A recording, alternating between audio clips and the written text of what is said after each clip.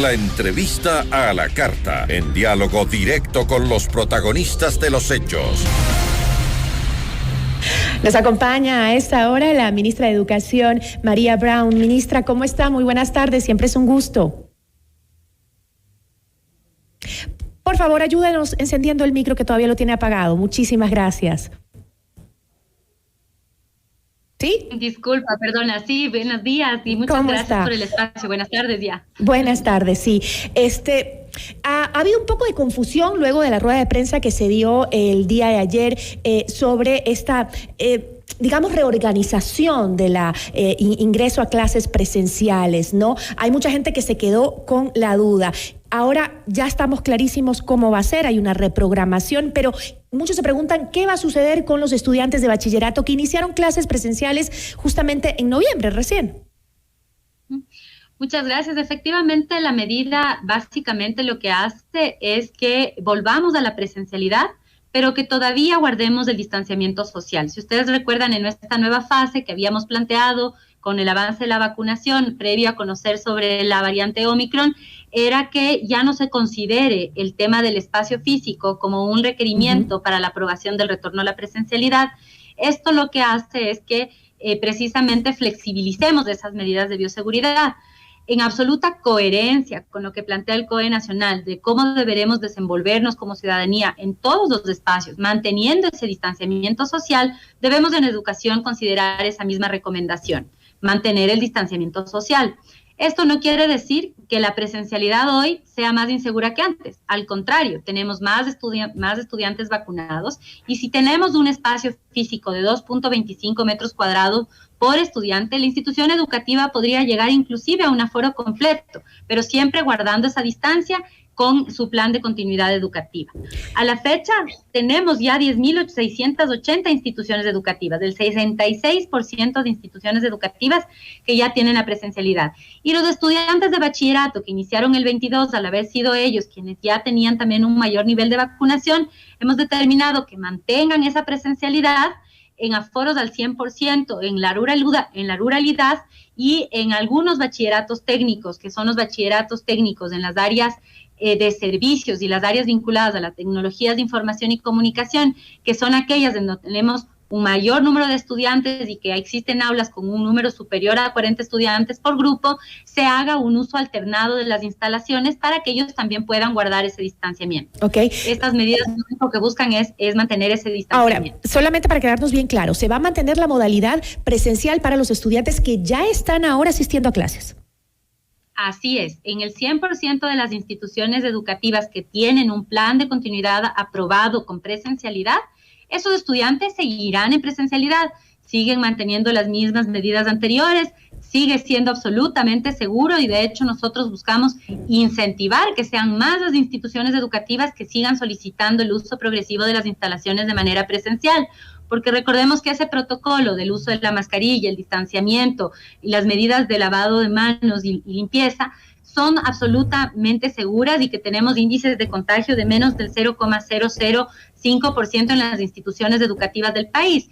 Lo que no vamos a hacer aún es flexibilizar esas medidas, pero continuamos con la presencialidad de todos quienes están asistiendo ya de manera presencial y buscamos incrementar ese número. Ministra, nos están escribiendo algunos padres de familia. Uno de ellos nos dice: mi hijo está en una escuela fiscomisional y entraban el 7 de este mes a clases presenciales. Nos mandaron un comunicado diciendo que se posterga el ingreso con un nuevo aviso. Si la institución educativa ya tenía el plan de continuidad aprobado con el uso de las instalaciones de manera presencial, no debe revertir esa medida debe continuar, y esto debe quedar claro para las autoridades de las instituciones educativas. Si ustedes ven la resolución del COE, si ustedes ven el lineamiento del Ministerio de Educación, esto queda particularmente claro. No hay un retroceso en la presencialidad para los estudiantes que ya estaban asistiendo de manera presencial a estas instituciones educativas. Por favor, les pedimos que aclaren con la ciudadanía. Están tomando si se están comunicando esto a las familias, pues esto sería errado, sería erróneo y confunde a la población. Por lo tanto, les pedimos siempre estar informados con los canales oficiales, revisar el protocolo y el lineamiento y aquellos que estaban asistiendo de manera ya presencial, continuar con la asistencia presencial. Qué bueno que lo aclare, ministra, es importante porque ayer sí se registró como mucha especulación al respecto. Los niños ya decían, ya, me toca otra vez volver a las clases en línea, había preocupación de los padres de familia. Qué bueno que esto se aclare. Y sobre todo también por la declaración que hizo el Fondo de las Naciones Unidas para la Infancia, UNICEF, que dijo lamentar la decisión que tomó el gobierno y las autoridades ecuatorianas en cuanto al tema de frenar el avance de la asistencia presencial. Usted lo acaba de aclarar, sin embargo, ellos hicieron un comunicado, la UNICEF, diciendo que esa debería ser la última medida y que incluso técnicamente se ha comprobado de que las escuelas no son un foco de infección. ¿Qué dice usted ahora ante esta declaración de UNICEF? Estamos totalmente de acuerdo con lo que plantea UNICEF. Lo último que se debe cerrar es la educación, lo último que debe faltar es la educación, y por eso es que no existe retroceso en todo lo que se ha avanzado. Por eso es que al contrario buscamos que sean más planes de continuidad educativa los que se sigan aprobando. Reiteramos que es segura la presencialidad en los aforos reducidos, es seguro si es que mantenemos las medidas de bioseguridad, como lo hemos demostrado durante todos estos meses en los que hemos llegado a una población estudiantil sumamente elevada y no hemos tenido ningún inconveniente. Esto nos da cuenta de que cuando guardamos las medidas de bioseguridad, 1.069.662 estudiantes hasta la fecha están asistiendo de manera presencial y están seguros. Esto es efectivamente coherente con lo que plantea UNICEF. No estamos planteando cerrar ni hacer un retroceso hacia la presencialidad, al contrario, buscamos seguir avanzando hacia esa presencialidad y llegar lo antes posible, pero siempre también considerando los temas de salud y prevención de la salud como un elemento fundamental. Por esto es importante recalcar y reiterar a la ciudadanía, no hay una regresión respecto a la presencialidad que ya se había aprobado. Lo que existe es una postergación de la aprobación de la reducción de la distancia social. Ahora el protocolo se mantiene en 2.25 metros cuadrados por persona dentro del espacio. Si la institución tiene ese espacio para el 100% de sus estudiantes, qué mejor. Pueden asistir todos de manera presencial, solicitar su autorización y asistir, pero manteniendo esa distancia. Si la institución tiene áreas muy pequeñas, entonces ahí tendremos que pensar en protocolos y la institución lo puede plantear así, en donde usen de manera alternada esos espacios, asistan los estudiantes de manera presencial, a lo mejor por jornadas diferenciadas, para que no exista aglutinamiento y aglomeraciones mientras avanzamos en este control y prevención de posibles contagios adicionales a los que tenemos hasta el momento. La pandemia está totalmente controlada en el país, esto lo expresaba la ministra de Salud. Estas son medidas preventivas que realmente al sector que menos afectan es educación, porque continuamos con la presencialidad en todas las instituciones que tienen esta aprobación. Clarísimo. Ahora sí me quedó clarísimo y espero que a los padres de familia también no les quede ninguna duda. Pero ¿cómo va a controlar el ministerio en los centros de educación los aforos para evitar justamente lo que usted dice, que se evite el contacto cercano, que se utilicen bien los espacios, que se mantengan las medidas de bioseguridad? ¿Cómo lo van a controlar? Bueno, es lo que hemos estado haciendo desde el inicio de este proceso el 7 de junio. Tenemos ya varios meses de experiencia en este trabajo conjunto y articulado con las familias. Hacemos visitas a territorio, visitas a los lugares de las instituciones educativas. Recibimos también, a su vez, información de los padres de familia cuando existen denuncias de que no se esté cumpliendo cualquiera de las disposiciones del ministerio, no solamente las que tienen que ver con este tema, sino con todas las disposiciones que hacen, por ejemplo, a los costos de pensiones, de matrículas, elementos que hemos conversado con ustedes inclusive en el pasado. Uh-huh. Esto, hay mecanismos de denuncia y hay mecanismos de seguimiento. En este momento creo que lo más importante es que la ciudadanía conozca en detalle cuál es el protocolo, que las instituciones y directivos de las instituciones educativas también tomen estas decisiones de manera informada, que no se apresuren a dar disposiciones a los padres de familia sin tener absoluta claridad, que no se apresuren a dar declaraciones que lo que generan es confusión en sus familias. Si tienen cualquier duda, estamos como Ministerio de Educación siempre a disposición para aclararlas, y los protocolos y los lineamientos están a disposición también para que puedan ser consultados por toda la ciudadanía. Creo que la mayor preocupación se centró en la costa porque justamente ellos están iniciando las clases, ¿no? Entonces los padres ahí estaban como más preocupados, decían, ¿qué hacemos? Porque bueno, aquí en la sierra pues ya sabíamos que los chicos estaban encaminados ya en sus clases presenciales, ¿no? Bueno, más bien al contrario, lo que sucede es que el régimen del año lectivo costa está casi por terminar. el año lectivo de régimen Costa. Habían iniciado las presenciales, diría yo. Sí, ellos terminan el 7 de marzo. Entonces, ellos pueden seguir solicitando el uso de las instalaciones de manera presencial a través de los pisos hasta el 7 de marzo. Pero también en conversaciones con los colectivos de los colegios particulares, fiscomisionales, con docentes, directivos de colegios fiscales, el planificar un retorno al 100% de aforo en las últimas semanas de clase ya no sería pertinente, porque la planificación nos dejaría solamente unas 2 o 3 semanas de presencialidad. Por lo tanto, en ese caso se consideró, pues, ya por un mismo pedido de las instituciones educativas, que el cambio completo se realice ya para el nuevo ciclo, el 3 de mayo. Así es, pero eso ya todas las instituciones de régimen Costa que nos están escuchando, ustedes, si ya tenían el PICE aprobado, si estaban asistiendo de manera presencial, deben continuar haciéndolo, y aquellas que no tenían el PICE aprobado pero les interesa asistir de manera presencial, soliciten en el aplicativo Simos PICE la presencialidad. Será revisada las condiciones de la institución educativa y será aprobado. Las instituciones que ya tienen un plan de continuidad educativa y que todavía tienen espacio, aforo, en el cual se pueda respetar ese distanciamiento, pueden inclusive aumentar el número de estudiantes que asisten de manera presencial sin necesitar una aprobación adicional del ministerio, solamente informando en el aplicativo el incremento del número de estudiantes. En régimen Sierra es exactamente igual, pero en Sierra estamos en cambio llegando al final del primer quimestre del año lectivo. Por lo tanto, la medida iniciaría ya con el 100% de aforo en todos los niveles educativos para el segundo quimestre.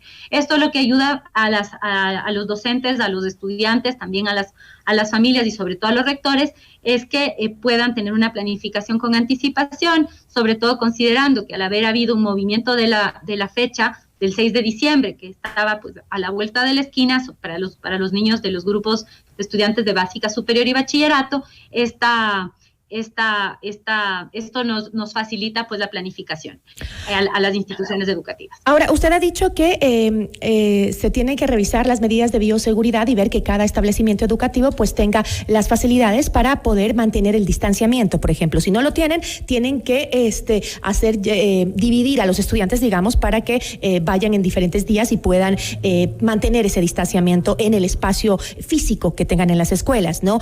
Me imagino que ustedes ya habrán hecho algún tipo de inspección para saber cuáles son esas instituciones educativas en donde se ha detectado que no tienen las condiciones necesarias para ofertar la educación presencial. Así es, bueno, lo hemos mencionado en ocasiones anteriores. Una de las condiciones para volver a la presencialidad en cualquiera de los protocolos y en cualquiera de las fases de este proceso es que existan las condiciones físicas que garanticen la seguridad y la integralidad física de los estudiantes. Si existe infraestructura que está muy deteriorada y que puede representar un riesgo para los estudiantes y para los docentes, pues tenemos que activar los planes de contingencia para identificar lugares en donde puedan ya tener estos encuentros de presencialidad, poder intervenir las infraestructuras educativas para poder llevarlas al nivel mínimo requerido para que sean seguras. Y siempre decirle a la ciudadanía, las instituciones pueden tener aspectos a mejorar respecto a su infraestructura, no todas están perfectas, hemos sido muy transparentes en el estado de la infraestructura del país, muchas requieren de mantenimiento correctivo, pero allí hay una diferencia de cuáles tienen condiciones mínimas necesarias para garantizar la seguridad y cuáles están en estado ideal. En el medio tenemos otras en las que tendremos que seguir trabajando con mantenimiento de infraestructura. Se hizo una revisión del 100% de las instituciones fiscales del país, son más de 12,000 las instituciones fiscales del país, tenemos un mapeo una por una de cuál es su condición, su estado. Estos pueden ir variando porque a lo mejor durante el transcurso del tiempo puede haber un tema de, por ejemplo, lluvias torrenciales que pueden generar un daño adicional al que se había identificado previamente. Eso se reporta. Y sobre todo el abandono, ministra, el abandono en el sector rural ha sido grande en las escuelas, ¿no? Entonces ahí debe, me imagino yo, tener un trabajo mucho más profundo. Las instituciones educativas en mal estado están ubicadas tanto en las zonas urbanas como en las zonas rurales. Las condiciones y razones para que ellas estén en mal estado son diversas. Algunas son instituciones que no han recibido mantenimiento y que tenían problemas en su construcción desde un inicio y que por lo tanto se han deteriorado más rápido de lo que debían. Otras han sido víctimas de también el clima o de fenómenos naturales en la costa, inundaciones que deben ser intervenidas. Es decir, hay razones diversas. Lo importante es tener un mapeo general, tener la claridad de cuál es el estado de la infraestructura y tener un plan de trabajo e intervención. Hay zonas en donde existen mayor número de instituciones que están en mal estado, como es el caso de Monte Sinaí, que también lo hemos presentado a la ciudadanía. Es un territorio que tiene 66 instituciones educativas en el distrito, y de esas 66 hay 20 que necesitan una intervención integral. Por lo tanto, allí el plan de contingencia es un plan de contingencia específico para esta realidad territorial. ¿Se designó un presupuesto específico? Son puntuales. ¿Se designó un presupuesto específico para esas escuelas que estaban en mal estado, aparte del presupuesto que tienen? Efectivamente, el presupuesto de mantenimiento de infraestructura de este año ya ha sido ejecutado, estamos trabajando en mantenimiento este año, y el presupuesto del año 2022 incluye más de 150 millones de dólares, tanto en infraestructura como en mantenimiento, y esto nos va a ayudar a ir interviniendo estas instituciones educativas. A esto se suma el trabajo que estamos haciendo con gobiernos autónomos descentralizados, con el sector privado, a través de programas conjuntos y alianzas público-privadas o público-público, en donde hemos hasta ahora recaudado aproximadamente 17 millones de dólares en intervenciones de infraestructura que se suman al presupuesto y al trabajo que ya viene realizando el Ministerio de Educación para llegar a la meta de intervenir la mayor cantidad de instituciones educativas en el menor tiempo posible. Y le digo porque he visto, sobre todo en la costa, muchas escuelas estatales, muchas escuelas públicas que han trabajado de la mano con los padres de familia para recaudar fondos y poder arreglar, adecentar las escuelas, pintar las aulas y todo eso que había quedado pues en muy mal estado por el abandono durante la pandemia. Así es, ha habido mingas de educación, ha sido la ciudadanía la que se ha volcado también a favor de poder limpiar esos espacios, adecentar esos espacios. Las mingas son voluntarias, deben ser voluntarias, no deben exigirse cobros adicionales a las familias, y esto es importante que las familias conozcan. Si existe el caso de un directivo o de una autoridad educativa que esté solicitando de manera obligatoria una contribución, tanto económica como en insumos o recursos, esto no está autorizado, esto debe ser denunciado. Toda contribución debe ser voluntaria, y la mayoría de estas contribuciones de las familias son de mano de obra. Son familias que se volcan y comunidades que se vuelcan a las instituciones educativas a limpiar, a ayudar a pintar, a decentar el espacio, preparándolo para que podamos ir retornando a esa presencialidad de manera progresiva en entornos que estén también bonitos y que sean seguros y agradables para nuestros estudiantes. Qué bueno, ministra, con eso me quedo, y recordarle a la ciudadanía entonces que se aclara el tema. No hay un retroceso en el progreso de ingreso presencial a las clases de los chicos. Eso es importante, no solo por el hecho de que nos debemos cuidar, sí, por el coronavirus, pero también debemos cuidar la salud mental de nuestros chicos, que necesitan el tema de la socialización con sus compañeros, el regresar a clases. Hay muchos chicos que han sido muy afectados por haberlos alejado y encerrado del entorno natural, que ese es el compartir en clases, ¿no? Así es, efectivamente. Y a todos un llamado a que sigamos acudiendo a los puntos de vacunación, que apoyemos la campaña de vacunación, las segundas, primeras dosis de refuerzo, que acudamos a los centros de salud, que estemos informados, y también a las instituciones educativas que sigan solicitando los planes de presencialidad, que incrementemos los aforos respetando ese distanciamiento, pero que ojalá muy pronto podamos llegar a más estudiantes y que a este 1.069.000 que ya están asistiendo a clases se sumen muchos más. Le agradezco, ministra. Una buena tarde. Gracias también. Hasta luego. Agradecemos a María Brown, ministra de Educación, por acompañarnos en esta entrevista.